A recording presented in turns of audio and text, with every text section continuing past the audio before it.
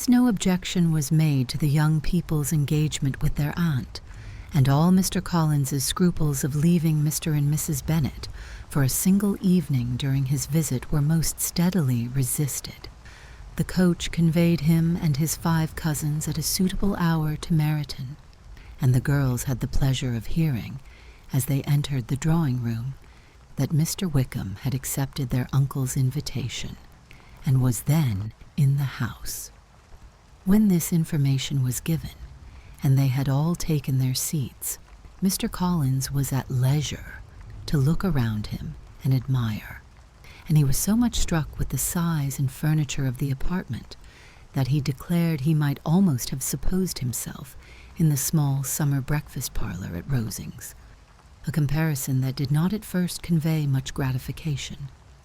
But when Mrs. Phillips understood from him what Rosings was, and who was its proprietor, when she had listened to the description of only one of Lady Catherine's drawing-rooms, and found that the chimney-piece alone had cost £800, she felt all the force of the compliment, and would hardly have resented a comparison with the housekeeper's room.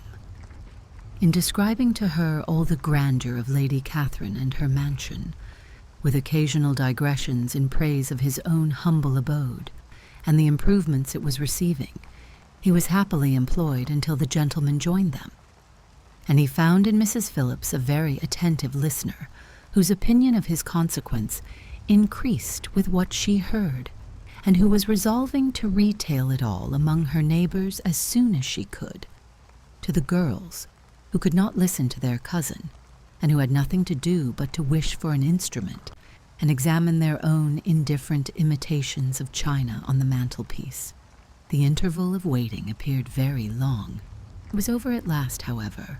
The gentleman did approach, and when Mr. Wickham walked into the room, Elizabeth felt that she had neither been seeing him before nor thinking of him since with the smallest degree of unreasonable admiration.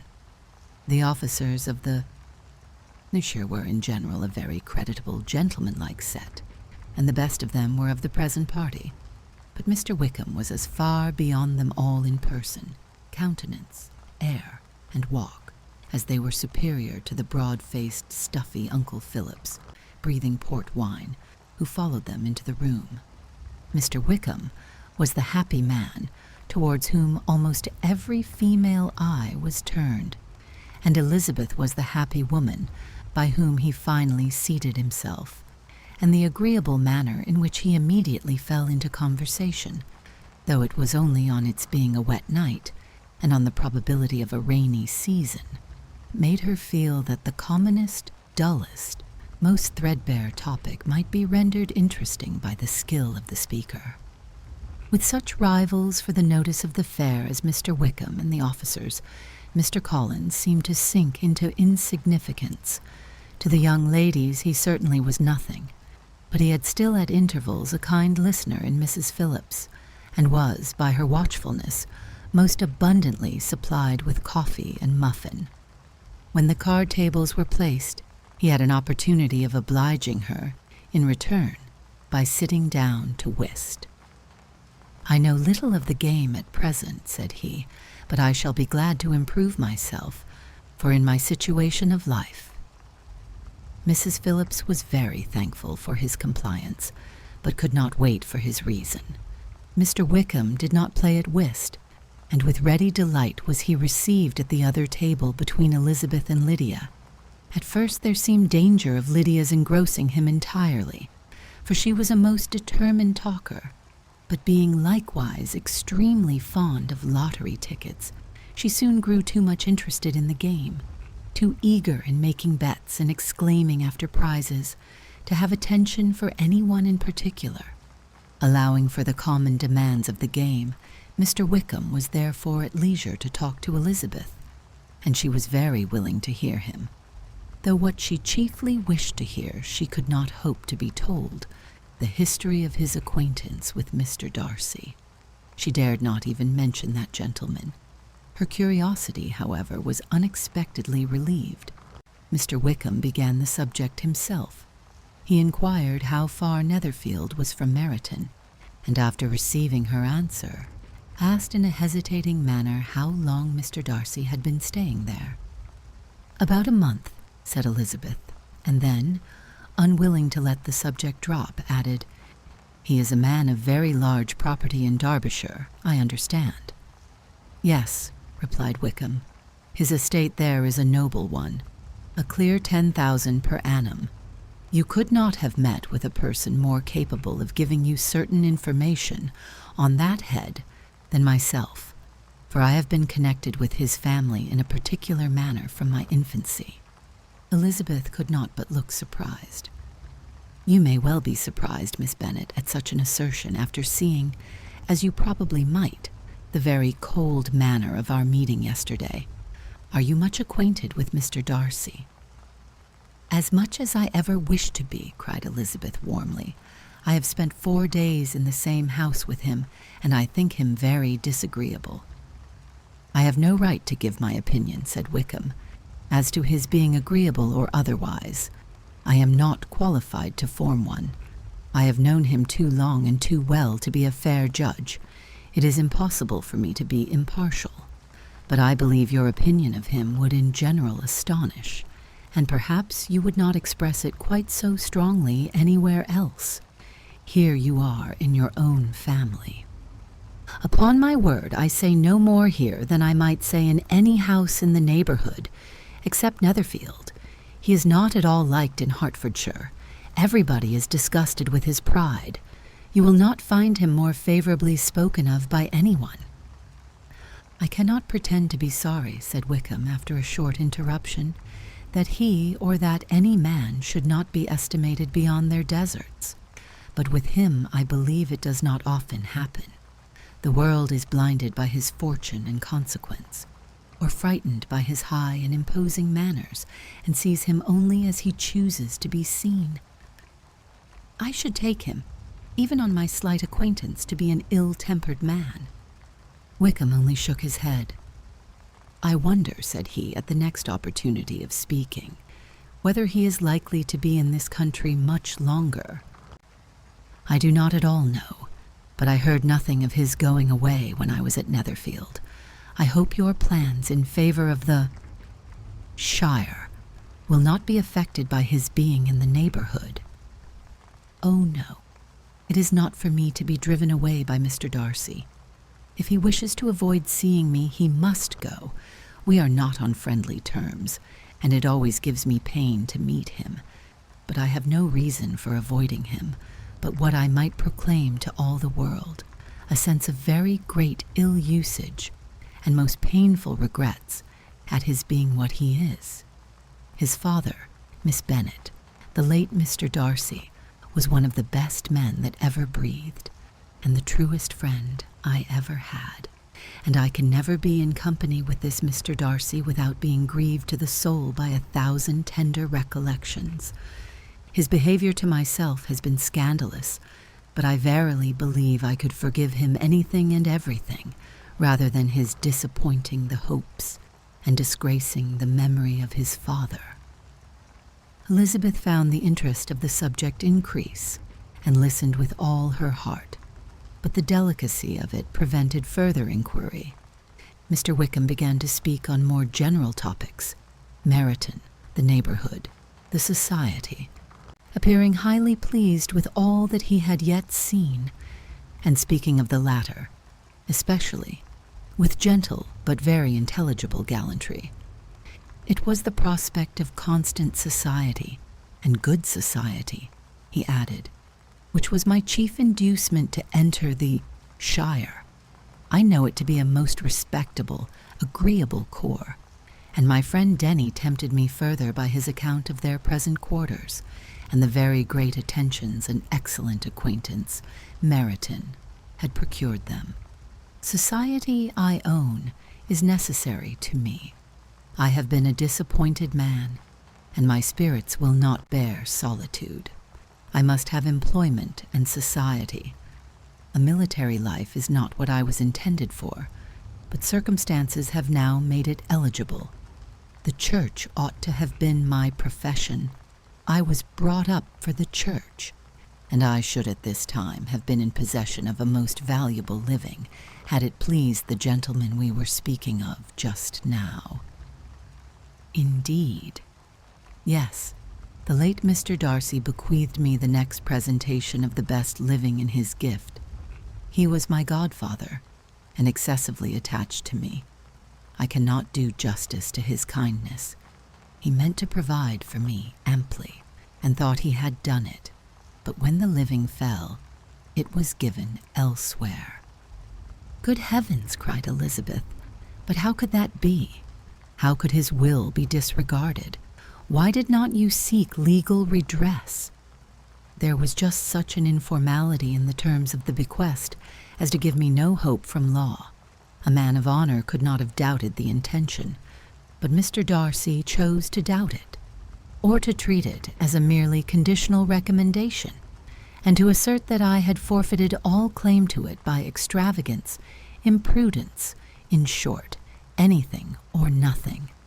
Certain it is that the living became vacant 2 years ago, exactly as I was of an age to hold it, and that it was given to another man, and no less certain is it that I cannot accuse myself of having really done anything to deserve to lose it. I have a warm, unguarded temper, and I may perhaps have sometimes spoken my opinion of him, and to him too freely. I can recall nothing worse, but the fact is that we are very different sort of men, and that he hates me. This is quite shocking. He deserves to be publicly disgraced. Some time or other he will be, but it shall not be by me. Till I can forget his father, I can never defy or expose him." Elizabeth honored him for such feelings, and thought him handsomer than ever as he expressed them. "But what," said she after a pause, "can have been his motive? What can have induced him to behave so cruelly?" "A thorough, determined dislike of me, a dislike which I cannot but attribute in some measure to jealousy. Had the late Mr. Darcy liked me less, his son might have borne with me better, but his father's uncommon attachment to me irritated him, I believe, very early in life. He had not a temper to bear the sort of competition in which we stood, the sort of preference which was often given me. I had not thought Mr. Darcy so bad as this. Though I have never liked him, I had not thought so very ill of him. I had supposed him to be despising his fellow creatures in general, but did not suspect him of descending to such malicious revenge, such injustice, such inhumanity as this."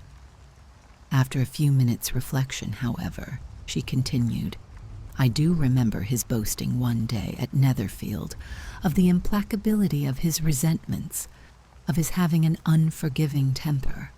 His disposition must be dreadful."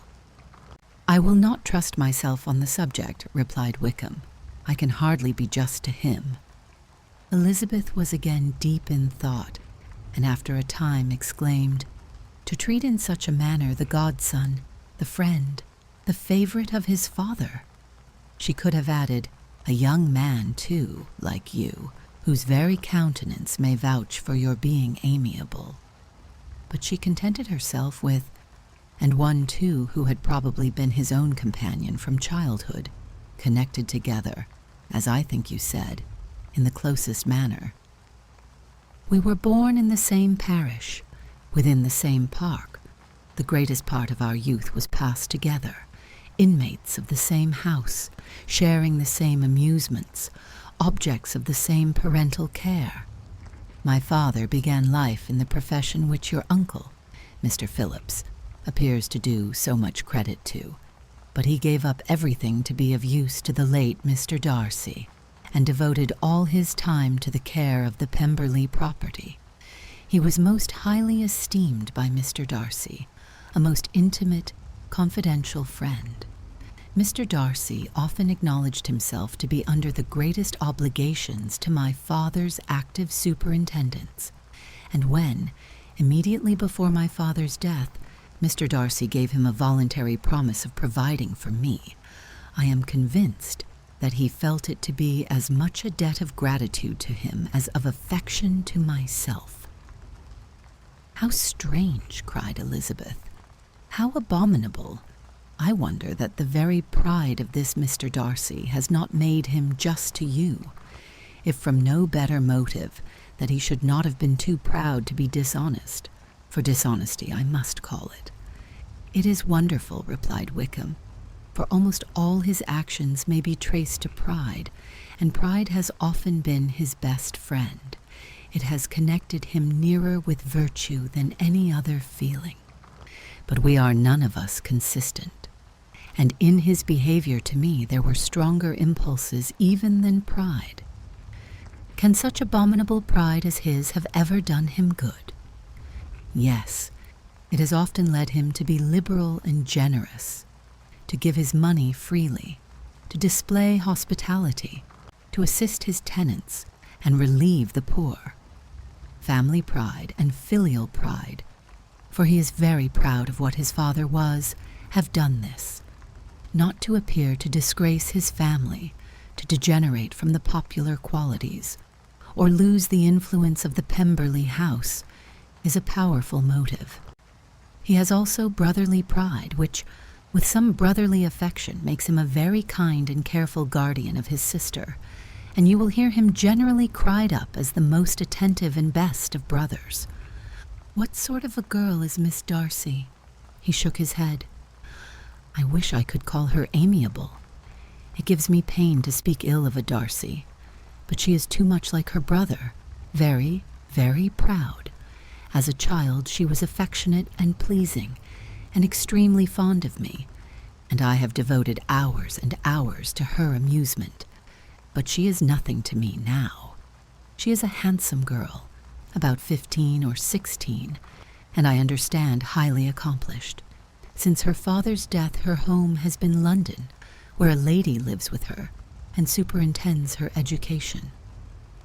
After many pauses and many trials of other subjects, Elizabeth could not help reverting once more to the first, and saying, "I am astonished at his intimacy with Mr. Bingley. How can Mr. Bingley, who seems good humour itself, and is, I really believe, truly amiable, be in friendship with such a man? How can they suit each other? Do you know Mr. Bingley?" "Not at all. He is a sweet-tempered, amiable, charming man. He cannot know what Mr. Darcy is." "Probably not, but Mr. Darcy can please where he chooses. He does not want abilities. He can be a conversable companion if he thinks it worth his while. Among those who are at all his equals in consequence, he is a very different man from what he is to the less prosperous.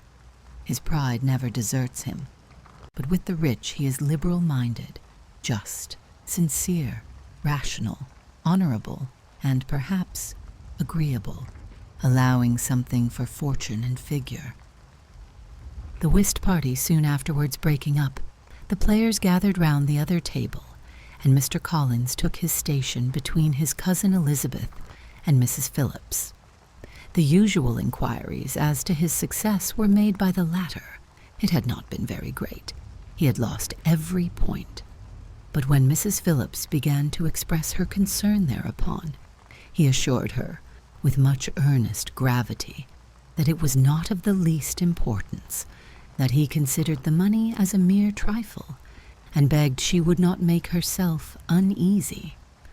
"I know very well, madam," said he, "that when persons sit down to a card-table, they must take their chance of these things, and happily I am not in such circumstances as to make 5 shillings any object. There are undoubtedly many who could not say the same, but thanks to Lady Catherine de Bourgh, I am removed far beyond the necessity of regarding little matters." Mr. Wickham's attention was caught, and after observing Mr. Collins for a few moments, he asked Elizabeth in a low voice whether her relations were very intimately acquainted with the family of de Bourgh. "Lady Catherine de Bourgh," she replied, "has very lately given him a living. I hardly know how Mr. Collins was first introduced to her notice, but he certainly has not known her long." You know, of course, that Lady Catherine de Bourgh and Lady Anne Darcy were sisters, consequently that she is aunt to the present Mr. Darcy." "No, indeed, I did not. I knew nothing at all of Lady Catherine's connections. I never heard of her existence till the day before yesterday. Her daughter, Miss de Bourgh, will have a very large fortune, and it is believed that she and her cousin will unite the two estates." This information made Elizabeth smile, as she thought of poor Miss Bingley.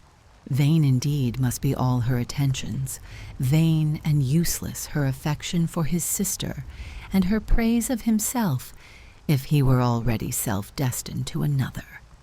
"Mr. Collins," said she, "speaks highly both of Lady Catherine and her daughter, but from some particulars that he has related of her ladyship, I suspect his gratitude misleads him, and that, in spite of her being his patroness, she is an arrogant, conceited woman." "I believe her to be both in a great degree," replied Wickham. "I have not seen her for many years, but I very well remember that I never liked her, and that her manners were dictatorial and insolent. She has the reputation of being remarkably sensible and clever, but I rather believe she derives part of her abilities from her rank and fortune, part from her authoritative manner, and the rest from the pride of her nephew, who chooses that everyone connected with him should have an understanding of the first class." Elizabeth allowed that he had given a very rational account of it, and they continued talking together with mutual satisfaction, till supper put an end to cards, and gave the rest of the ladies their share of Mr. Wickham's attentions. There could be no conversation in the noise of Mrs. Phillips's supper party, but his manners recommended him to everybody. Whatever he said was said well, and whatever he did, done gracefully. Elizabeth went away with her head full of him. She could think of nothing but of Mr. Wickham, and of what he had told her, all the way home. But there was not time for her even to mention his name as they went, for neither Lydia nor Mr. Collins were once silent. Lydia talked incessantly of lottery tickets, of the fish she had lost and the fish she had won, and Mr. Collins, in describing the civility of Mr. and Mrs. Phillips, protesting that he did not in the least regard his losses at whist, enumerating all the dishes at supper, and repeatedly fearing that he crowded his cousins, had more to say than he could well manage before the carriage stopped at Long